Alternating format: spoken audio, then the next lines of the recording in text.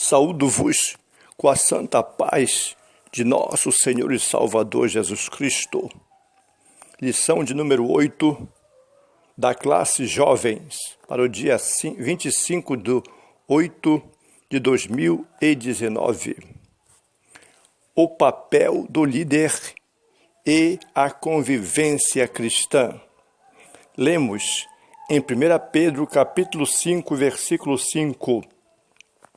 Semelhantemente, vós, jovens, sede sujeitos aos anciãos, e sede todos sujeitos uns aos outros, e revesti-vos de humildade, porque Deus resiste aos soberbos, mas dá graças aos humildes. Quando o líder cristão cumpre fielmente o seu chamado ministerial, e os irmãos da fé se relacionam em mútua humildade e submissão, criamos uma comunidade fraterna e forte, capaz de resistir às adversidades da vida. Portanto, é preciso compreender que precisamos ter unidade. Lemos em 1 Pedro, capítulo 5, versículo 1 a 14. Aos presbíteros que estão entre vós, admoesto eu, que sou também presbítero com eles, e testemunha das aflições de Cristo e participante da glória que se há de revelar. Apacentai o rebanho de Deus que está entre vós, tendo cuidado dele, não por força, mas voluntariamente, nem por torpe ganância, mas de ânimo pronto, nem como tendo domínio sobre a herança de Deus, mas servindo de exemplo ao rebanho. E quando aparecer o sumo pastor, alcançareis a incorruptível coroa de glória. Semelhantemente, vós, jovens, sede sujeitos aos anciãos, e sede todos sujeitos uns aos outros, e revesti-vos de humildade, porque Deus resiste aos soberbos, mas dá graça aos humildes.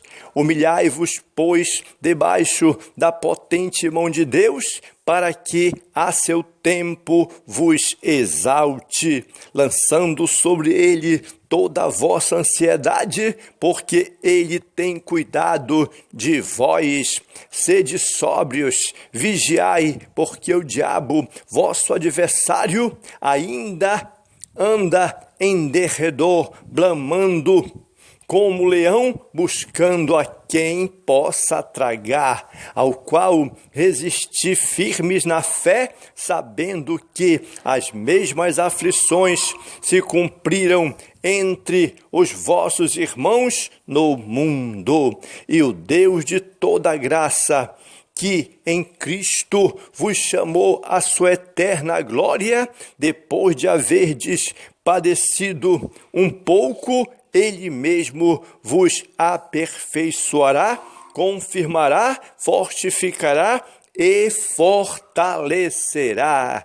A ele seja a glória e o poderio para todo sempre. Amém. Por Silvano, vosso fiel irmão, como cuido, escrevi abreviadamente, exortando e testificando que esta é a verdadeira graça de Deus, na qual estáis firmes. A vossa coeleita em Babilônia vos saúda, e meu filho Marcos também. Saudai-vos uns aos outros com ósculo de caridade. Paz seja com todos vós que estáis em Cristo Jesus. Amém. Aqui podemos perceber que Pedro está chegando ao fim de sua primeira carta e antes de concluir, ele tem uma palavra pastoral aos membros da igreja, incluindo os líderes, pois sabia da importância do bom preparo dos ministros cristãos na condução do povo de Deus em tempos de angústia. O apóstolo igualmente exorta aos jovens cristãos acerca da necessidade de se submeterem aos líderes e aos mais velhos, assim como conclama todos os crentes a ter uma vida de humildade e convivência. Desse modo, numa época marcada pela crise de tanta convivência e pelo enfraquecimento da confiança mútua, a presente palavra ecoa uma mensagem de esperança que irradia da vida em comunidade. Conselhos à liderança cristã. Primeiro, uma palavra aos presbíteros fora outorgada. Aqui, ao final de sua epístola, Pedro dirige seus conselhos especiais aos presbíteros. A palavra grega presbíteros descreve o título de dignidade dos indivíduos experientes e de idade madura que formavam o governo da igreja local, também chamados de ancião. Aqui no Novo Testamento, as funções de pastor, bispo e presbítero têm a mesma conotação. São homens experientes na fé, vocacionados para atuarem como supervisores da obra de Deus e no cuidado pastoral. Dada a responsabilidade do ministério a eles confiado, a Bíblia apresenta uma série de qualidades essenciais para o santo ofício ou ministério.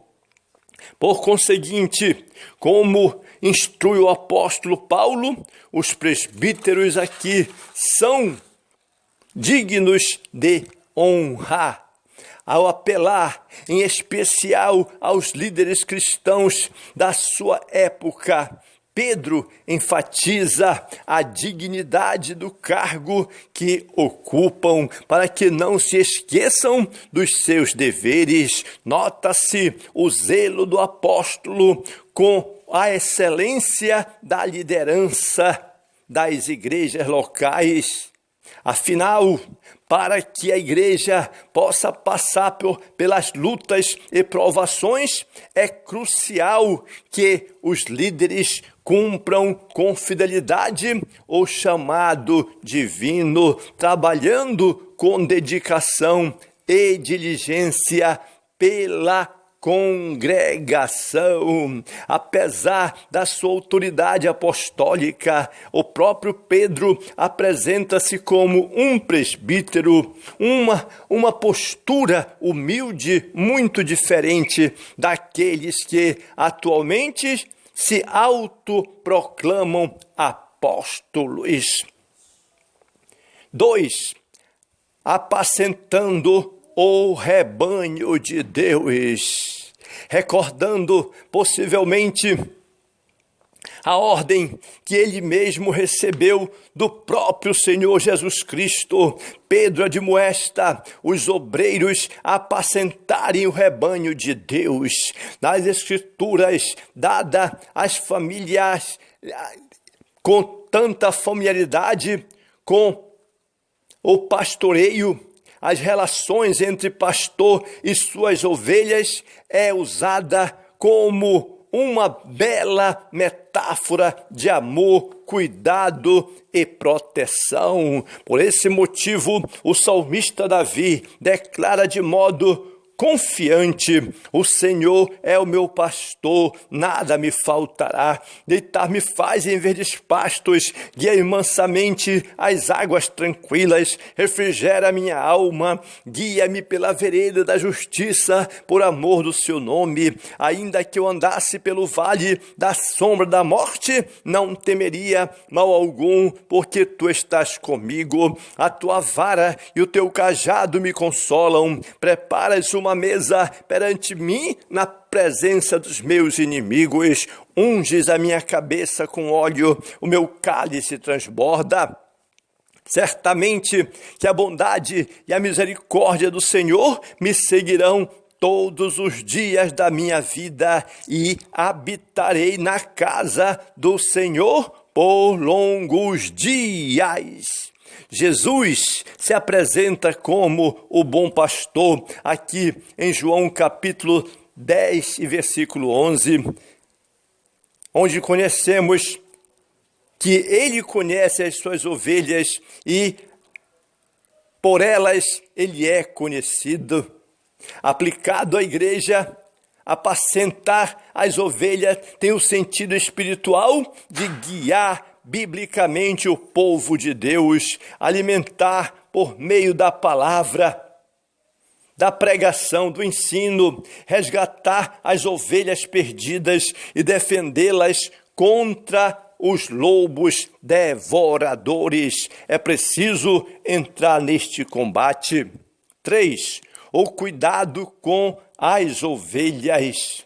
Aqui é um enorme privilégio de alguém ser chamado para o santo ministério. Quando Deus chamou você, quando Deus me chamou, Ele nos privilegiou e, portanto, devemos levar a sério esta chamada, esta responsabilidade. Todavia, pesa sobre o ombro do obreiro cristão a grande responsabilidade de cuidar do rebanho, o dever de zelar pelas vidas que foram confiadas por Deus.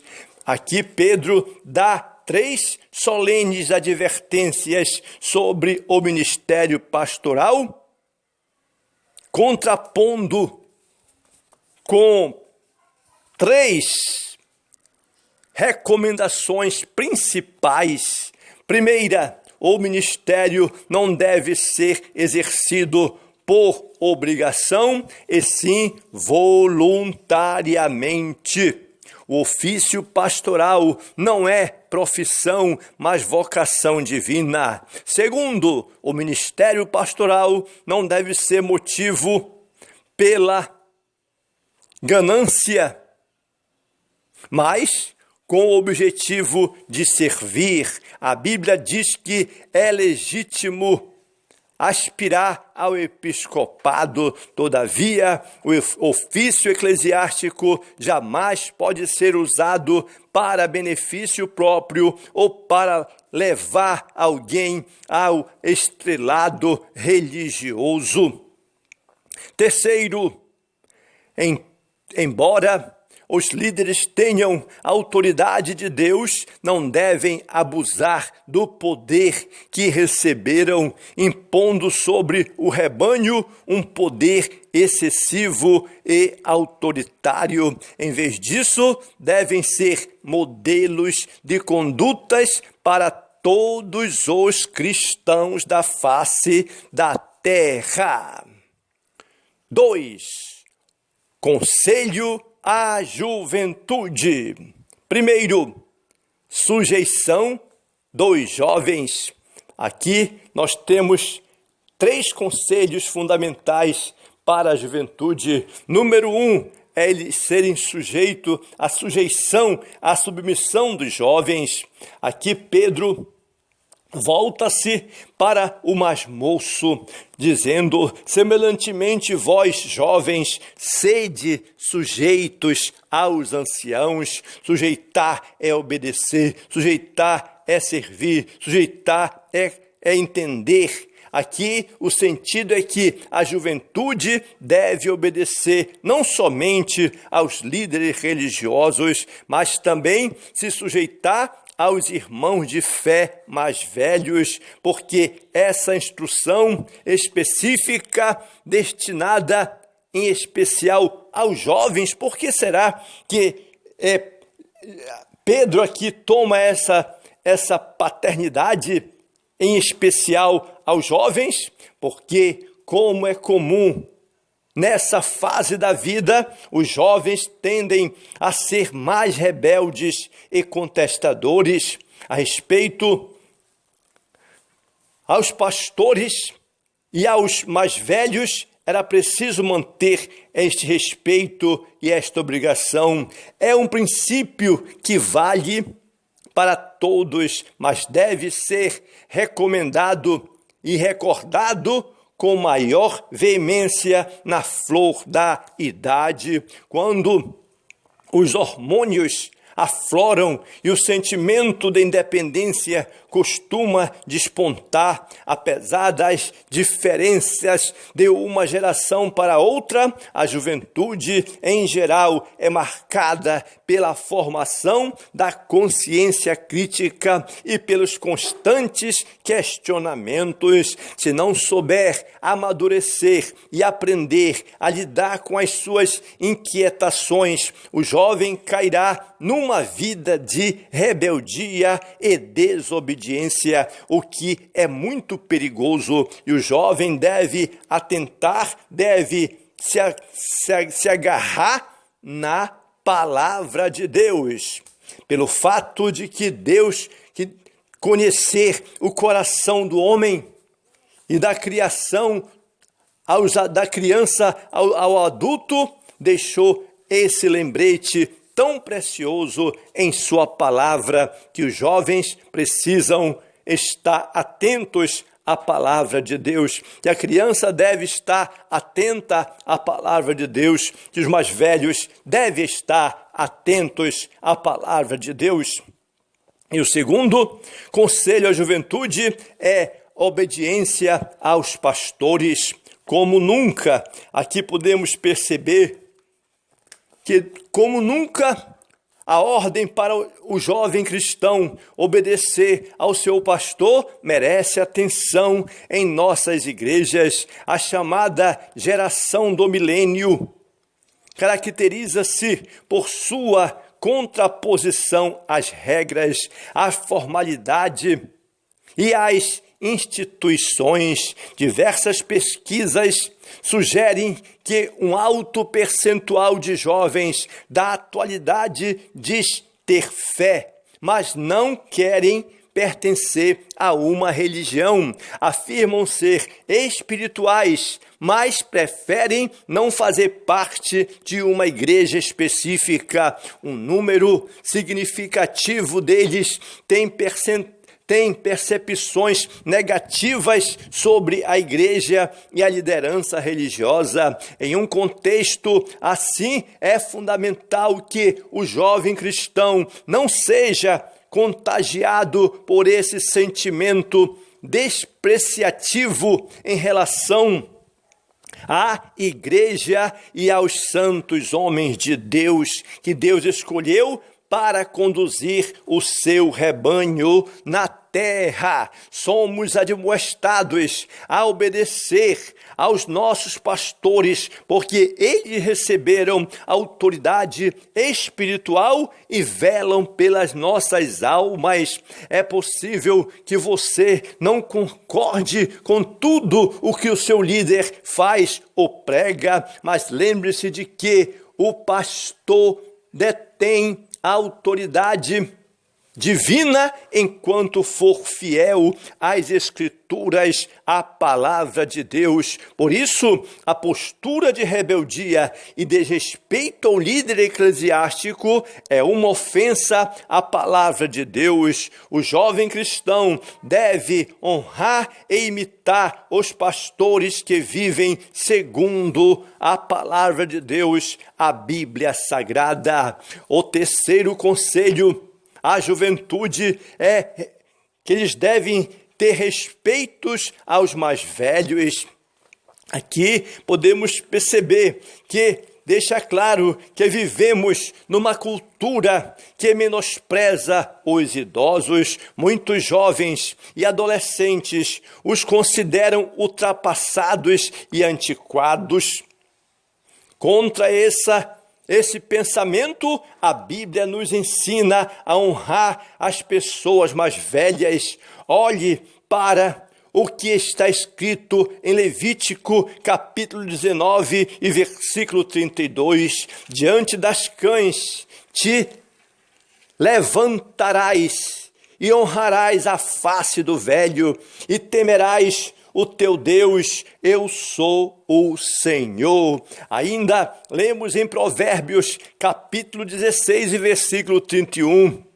Coroa de honra são as cães, achando-se elas no caminho da justiça. Então, respeitar os mais velhos é, além de uma recomendação bíblica, um princípio milenar de educação. Terceiro ponto, relacionamento entre os irmãos. E dentro desse relacionamento entre os irmãos, nós temos que revestir-se da humildade, lançar toda a ansiedade sobre Cristo e revestir-se e resistir a todas as ciladas do adversário. Quando se trata de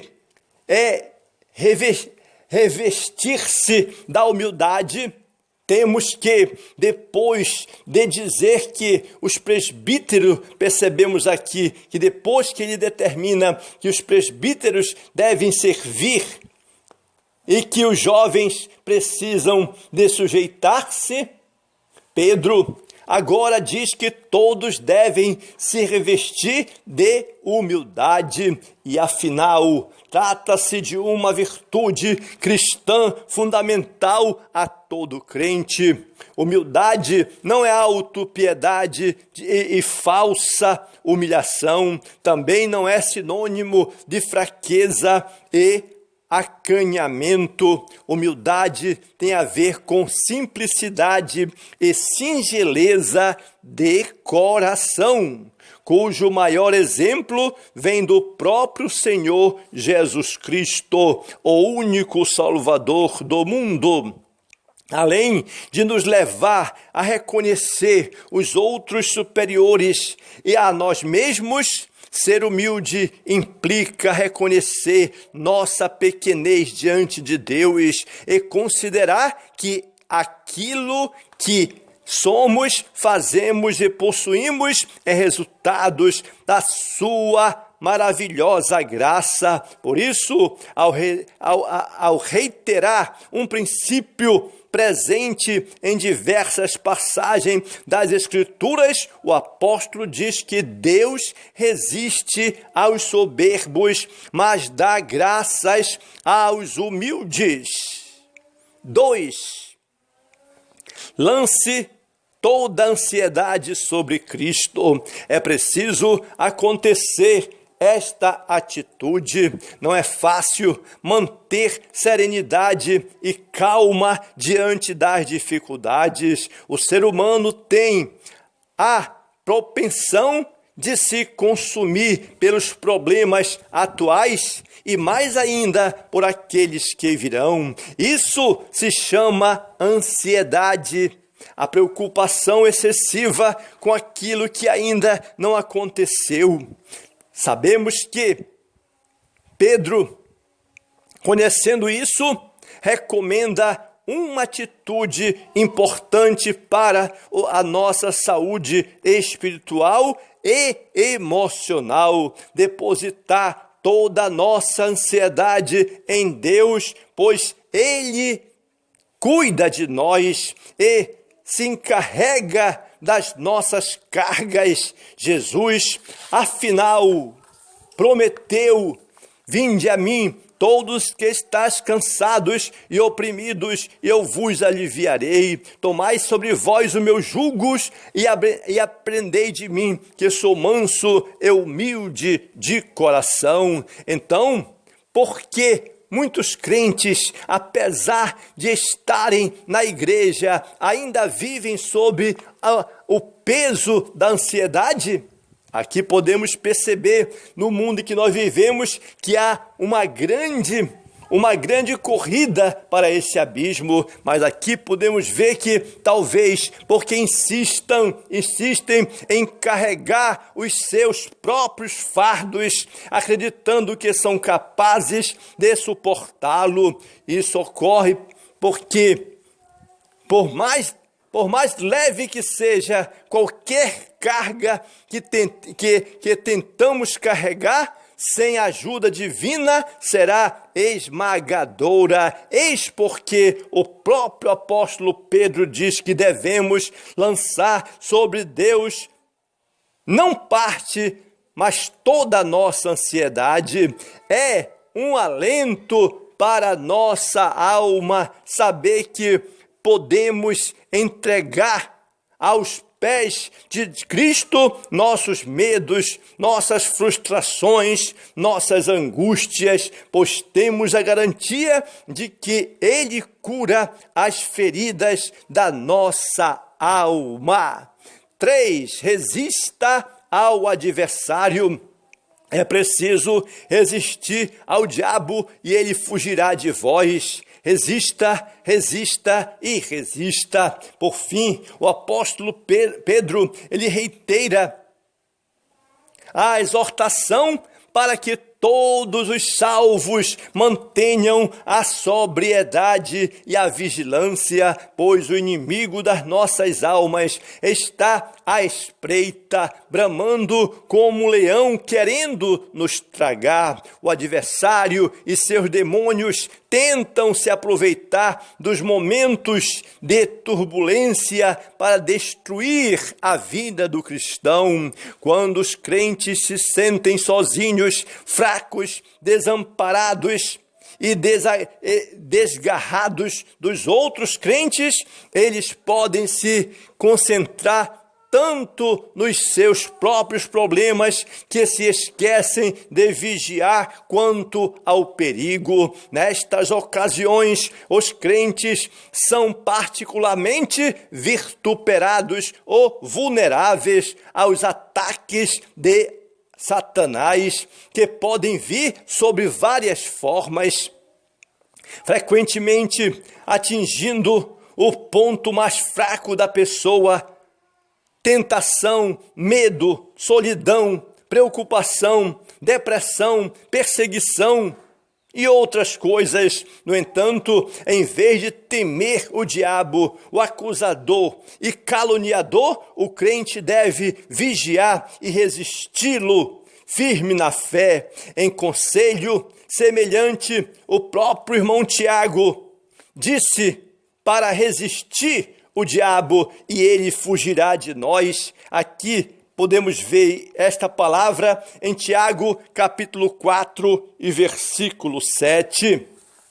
Logo, quando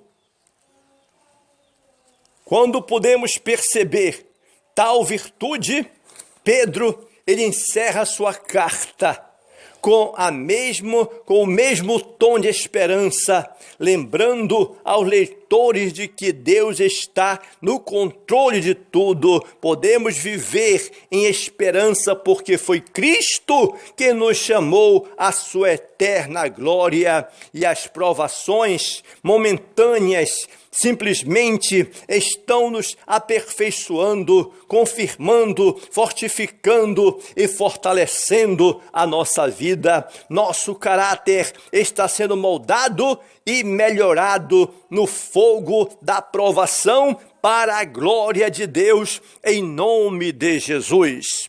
Jesus Cristo é o único Salvador do mundo. Adicione-se ou inscreva-se no meu canal e você será ricamente abençoado em nome de Jesus.